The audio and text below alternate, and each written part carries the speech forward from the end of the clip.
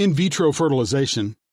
I will list some facts again so we can get a full grasp on what God has put his finger on this for. IVF may be used to overcome female infertility in the woman due to problems in the fallopian tube, making fertilization in vitro difficult. It may also assist in male infertility, where there is a deficit in sperm quality, and in such cases, intracytoplasmic sperm injection, or ICSI, may be used where a sperm cell is injected directly into the egg cell. This is used when sperm have difficulty penetrating the egg, and in these cases, the partner's or a donor's sperm may be used. IVF can also be used with egg donation or surrogacy, where the woman providing the egg isn't the same who will carry the pregnancy to term. Birth defects. In 2008, an analysis of the data of the National Birth Defects Study in the U.S. found that certain birth defects were significantly more common in infants conceived through IVF, notably septal heart defects, cleft lip with or without cleft palate, esophageal atresia, and anorectal atresia. The mechanism of causality is unclear. Leftover embryos or eggs. There may be leftover embryos or eggs from IVF procedures if the woman for whom they were originally created has successfully carried one or more pregnancies to term. These may be donated to help other women or couples as a means of third-party reproduction. In embryo donation, these extra embryos are given to other couples or women for transfer with the goal of producing a successful pregnancy.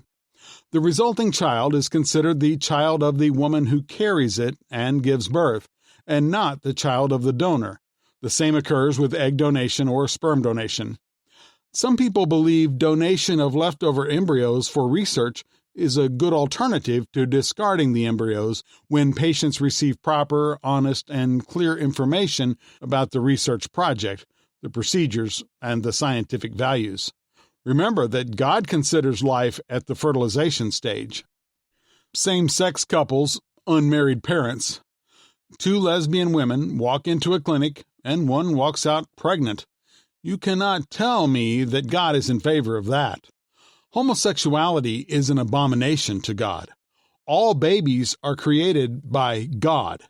A single woman can go and have a baby. It is supposed to be a husband and wife, according to the scriptures, that have babies. A 2009 statement from the ASRM found no persuasive evidence that children are harmed or disadvantaged solely by being raised by single parents, unmarried parents, or homosexual parents. It did not support restricting access to assisted reproductive technologies on the basis of a prospective parent's marital status or sexual orientation. Adoption has more rules than sperm donation. Ethical concerns, including reproductive rights, the welfare of offspring, non-discrimination against unmarried individuals, homosexual and professional autonomy.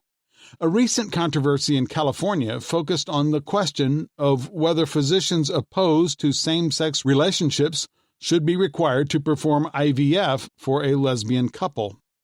A new baby will be able to be born into homes of lesbians, women partners, single parents with no dad, or even gay men partners with a surrogate. Christians don't think about all this because we only see the surface. When is enough enough? When they receive the donor's sperm, they don't really know the facts of the person. They don't know what they have put on paper, and they sample in a jar. They have no knowledge of the real, psychological, demonic, or even the true history of this man. An AIDS test is not enough information about donors. We have enough trouble in the church dealing with generational curses, genetic backgrounds, and we could even get to the point that you couldn't know if it was your own bloodline the sperm was donated from. Your brother could have donated and you received his sample. There are some testing procedures in place, but overall, this is scientific pregnancy at its best. What about a demon-possessed man who goes to donate sperm? After going through deliverance with hundreds of people, I learned something powerful. This is especially true in the realm of lust and perversion. God has shown me that many times these spirits come during time of conception. The man or woman allows fantasy, imagination, or even multiple partners during conception. That baby has been released a seed of lust and perversion from the mother's womb. It's called transference of spirits. This also happens when the donor's masturbating into a cup for a sample of sperm. Most of these places have rooms full of porn to stimulate the erection. If you are having sex with your husband or wife and you imagine someone else, you have committed adultery in your own heart. Matthew chapter 5, verse 28. But I say unto you, that whosoever looketh on a woman to lust after her hath committed adultery with her already in his heart. I personally cast out over 1,000 demons out of a woman, and the root that had to be broke was, when she was conceived, her mother was part of an orgy and got pregnant. This caused massive open doors to the spirits of lust. Anonymous donors. Some children conceived by IVF using anonymous donors report being troubled over not knowing about their donor parent, as well as any genetic relatives they may have and their family history. In the UK, Sweden, Norway, Germany, Italy, New Zealand, and some Australian states, donors aren't paid and can't be anonymous. Single people seeking to get pregnant. I knew a guy when I was in the world that needed drug money, and he would get dressed up and go to many places to sell his sperm. He was a demonic drug addict. You can also receive sperm from siblings, family without any knowledge, serial killers, homosexual, generational cursed people. Science has confirmed that there is something wrong in the DNA of serial killers, but yet they could donate sperm. The person donating could be homosexual, and those spirits could be passed on. The reason why I'm talking about this is because America is on the verge of something evil. The next step is cloning of people. Some can clone people for spare parts.